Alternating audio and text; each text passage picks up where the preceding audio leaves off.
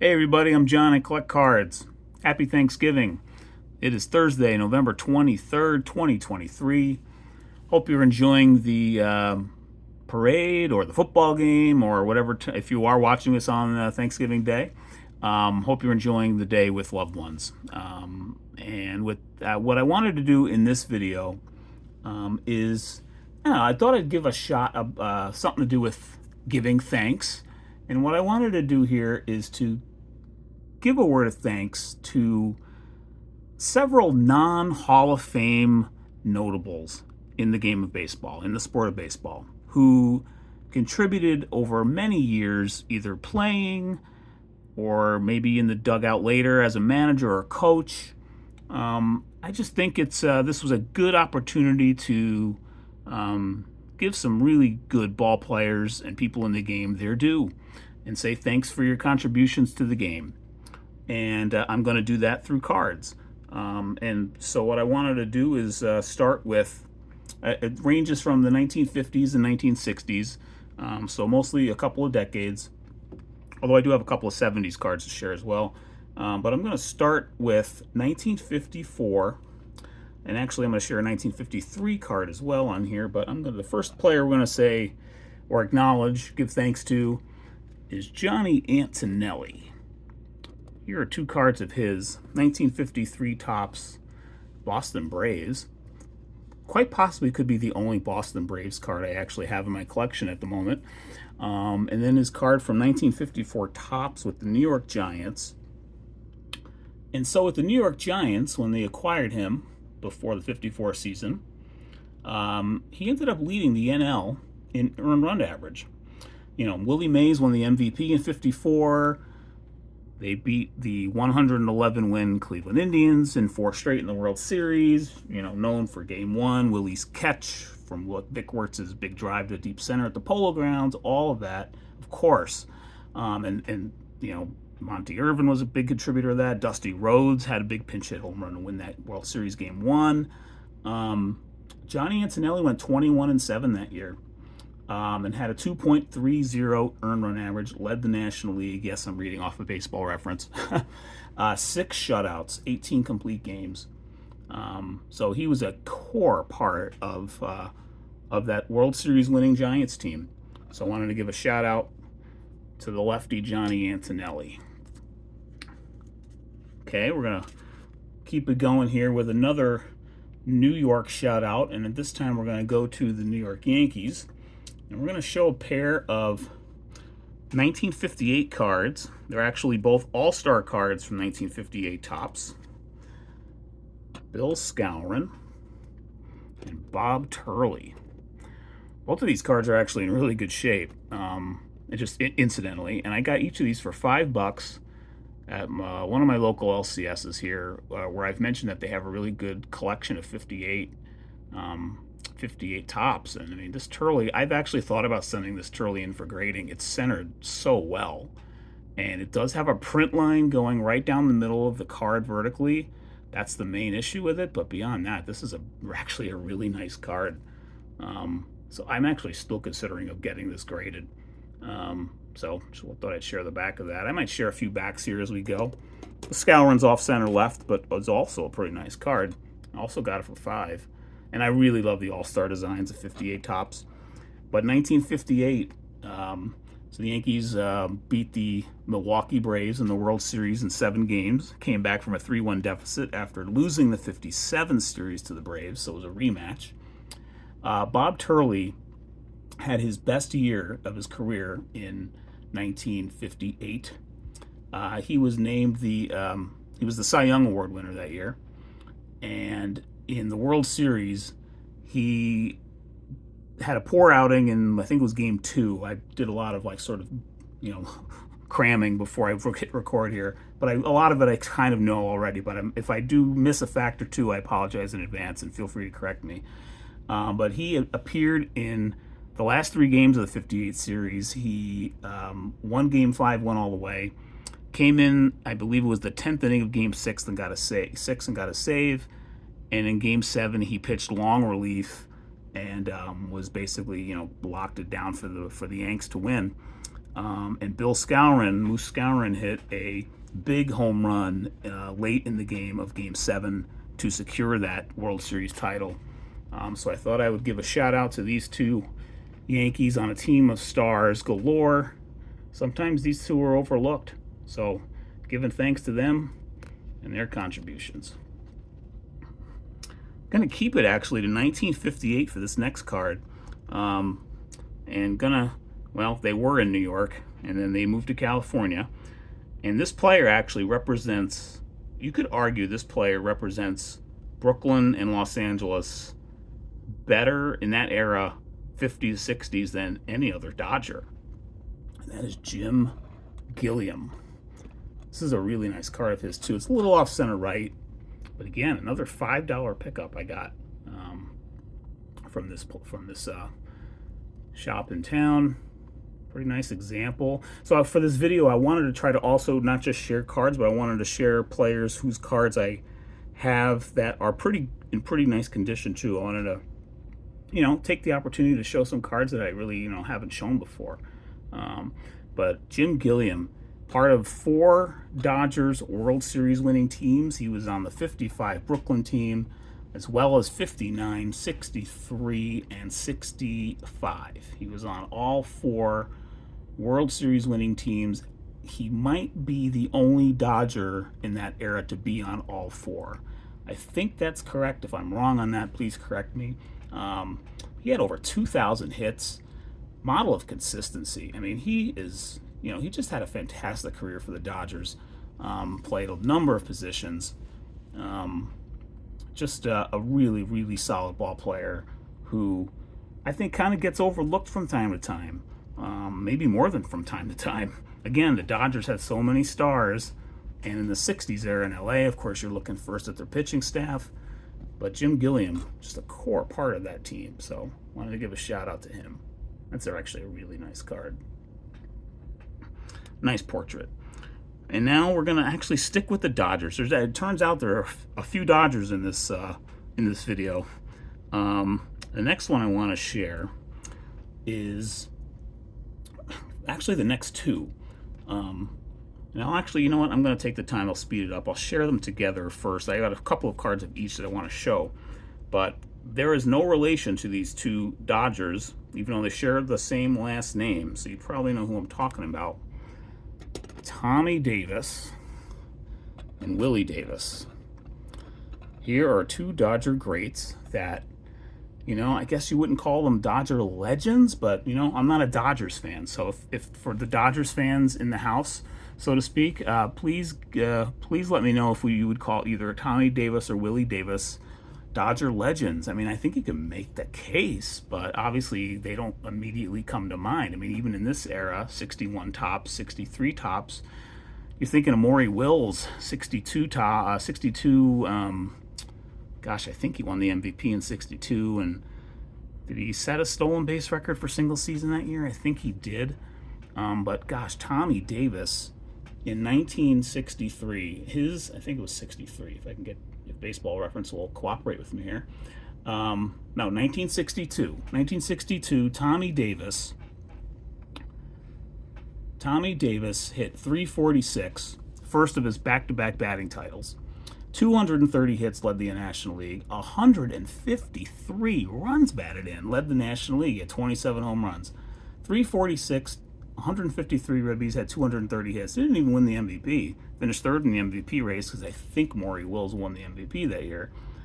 Let me check that, actually. I'm clicking on Baseball Reference to see if that's correct, if it'll load quickly. I think that was... No. Wait, hold on. That's AL. Yeah, Maury Wills. And then Willie Mays was 2nd, Tommy Davis 3rd. With numbers like that, though, it's pretty incredible that he only finished 3rd in the MVP race.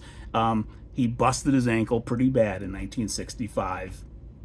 And, when he came back like more than a year later, he eventually became kind of a journeyman player. The Dodgers traded him to the Mets, and then it was the first of he played for about 10 teams, I think it was. 1, 2, 3, 4, 5, 6. Yeah, he played for 10 teams over the course of his career.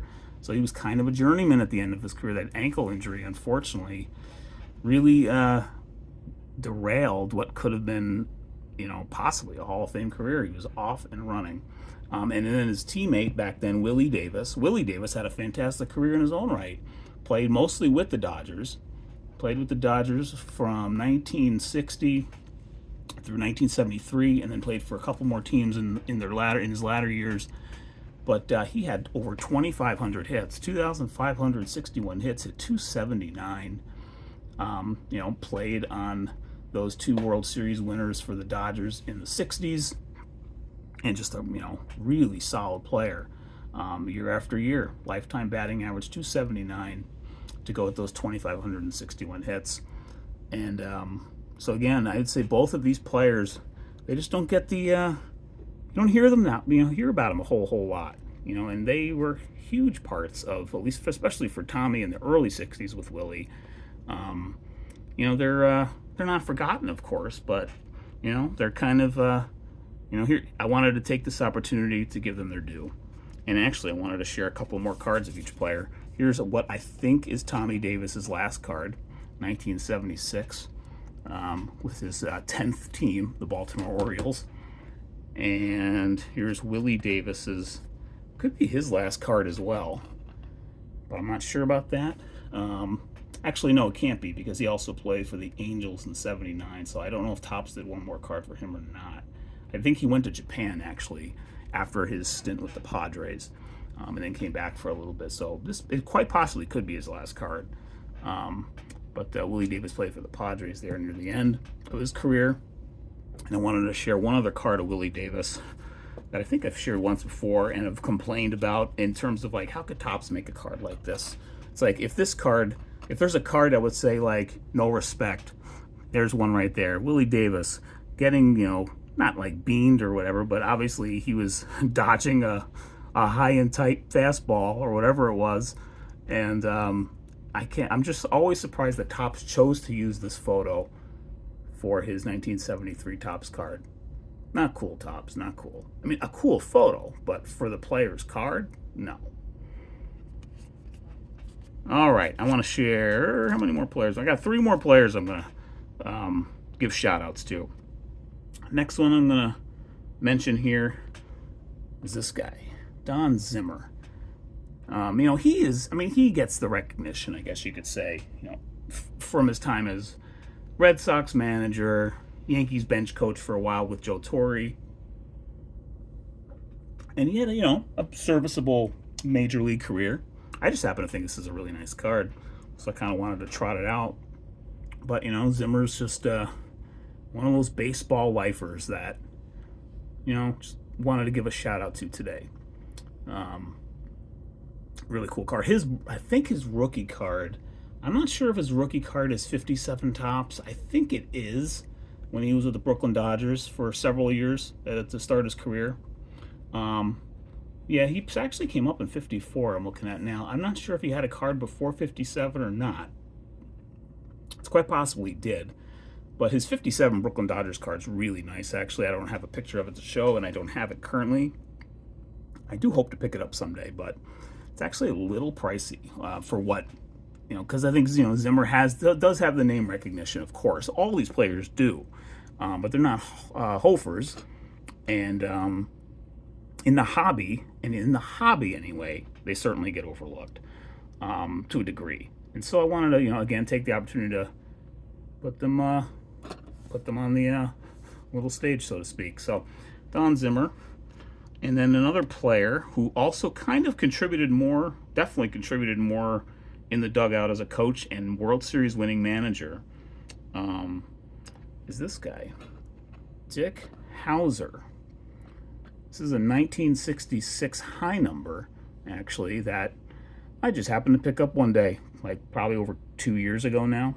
Just going through, it's just sort of, boxes of cards, just kind of at a shop. It was actually in Grand Rapids where I got this one, and thought it was a cool card, and noticed that it was a high number when I kind of looked it up a little bit. And 1966 high numbers, I believe, are particularly tough in some cases to get. So, quite honestly, I've actually thought about maybe selling this one, because I got it for $15 and I could probably, if I were to grade it, it might come back at least a 5. That corner down the bottom right's a little soft, but but at the same time, it's like, why would I do that to like maybe come out ahead by $10? It's just not worth it. I'd rather keep Dick Howser's very cool 1966 card, just like that, in the collection. And he was the manager of the Yankees in 1980 when they won the division, lost the Royals. He ended up managing the Royals to their first World Series title in 1985, and we lost it way, way too soon in 1987 at age 51. Confirming that right now, but I believe that was the case. Indeed, 1987, age 51. So that's a really cool card of Dick Howser there with the Cleveland Indians. He was second in the Rookie of the Year in 1961, 2, something like that. Let's see. Yep, second in the Rookie of the Year, 1961 with the KCAs. So shout out to Dick Howser there. And the last player, I'm going to throw a shout out and a thank you for everything you did for the game. It's kind of, I think, not a controversial pick, but, you know, he's not unknown, or, I mean, he's definitely known in the hobby, or even in the hobby, but in the game for sure. And I actually got 3 cards of him I'm going to put out here, so if I can find my last stand, I will add it to the mix here and wrap this video up. And that is Jimmy Pearsall. I've got 3 cards of his that I've just picked up over time. 59 tops, 60 tops, 63 tops. All in pretty good shape, actually, too. And, you know, I never have read his autobiography that came out in the 50s, which, gosh, the name of the book and movie is now escaping me. I'm typing it in now to see if I can figure it out what it is. But, you know, he kind of shed what was it? Fear Strikes Out. You know, he kind of shed a light, you know, or shined a little bit of a light anyway on, you know, mental health, I guess you could say. Probably, you know, ahead of when maybe others were ready to maybe talk about that some more, and he was just really forthright and open about it, from my understanding. And if I'm off base there in any way, please let me know that. But I don't know. I mean, even beyond that, though, he was a good ball player, really good ball player. He was probably the type of player, because I know he was with the Red Sox for the start of his career. You know, if I had watched him play as a Yankee fan against Boston, I probably would have really disliked him, because he was just sort of that, I think he was that kind of ball player and personality that kind of grinded gears. But I actually have enjoyed, so from time to time, or, you know, couple of times, I've sort of like, you know, found games. I like watching old baseball games on YouTube of actual, you know, TV feeds, TV broadcasts of games, from time to time, and especially during the off season. And so if you've never actually watched even just a few minutes is fun, watched a broadcast of like the 1970s Chicago White Sox with Harry Carey and Jimmy Pearsall doing the broadcasting, it is a trip listening to them. They were hilarious in the booth. And so it's just kind of cool to, you know, see some names from the past on the diamond. And so anyway, wanted to give a shout out to Jimmy Pearsall here as my last kind of thank you on Thanksgiving to some players who have, you know, who made contributions in a variety of ways. And so I'm just going to randomly put a few cards out here to wrap things up and say thank you very much. Thank you very much for watching this video. And I've enjoyed kind of digging out a few cards here that I haven't looked at in a little bit, and wanted to take the time to share with you here. And with that, I'll say thanks again. Happy Thanksgiving. And gosh, I guess the holiday season's upon us, the end of year holidays. So enjoy those as well. But I'll be back with another video soon. Take care, be well, and thanks for watching.